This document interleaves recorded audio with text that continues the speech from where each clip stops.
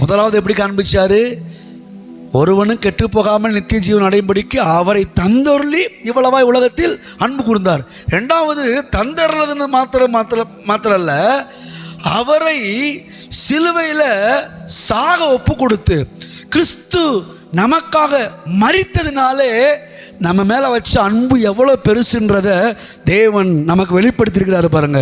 இப்படிப்பட்ட அன்பு அந்த உலகத்தில் எங்கேயுமே பார்க்க முடியாது. நல்லவனுக்காக ஒரு வேளை ஒருவன் மரிக்கலாம், நீதிமானுக்காக கூட ஒரு வேளை ஒருவன் மரிக்கலாம். ஆனால் நாம் பாவிகளாக இருக்கையில் கிறிஸ்து நமக்காக மரித்ததினாலே லவ்னா என்னன்றதை விளங்க பண்ணியிருக்கிறார்.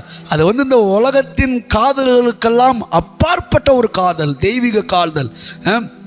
உலகத்தில் நாம் காண்கிற எல்லா அன்புகளுக்கும் ஒரு அளவு உண்டு, ஒரு லெவல் உண்டு பாருங்க. எல்லா அன்பும் சுயநலம்ன்ற ஒரு ஒரு உள்ள வச்சுக்கிட்டு தான் அன்பே வெளிவரும். ஒருத்தவங்ககிட்ட ஒருத்தவங்க அன்பு கூடுறாங்கன்னா உள்ளே ஏதாவது இருக்கும் பாருங்க. எதுவுமே இல்லாமல் அன்பு கூற மாட்டாங்க.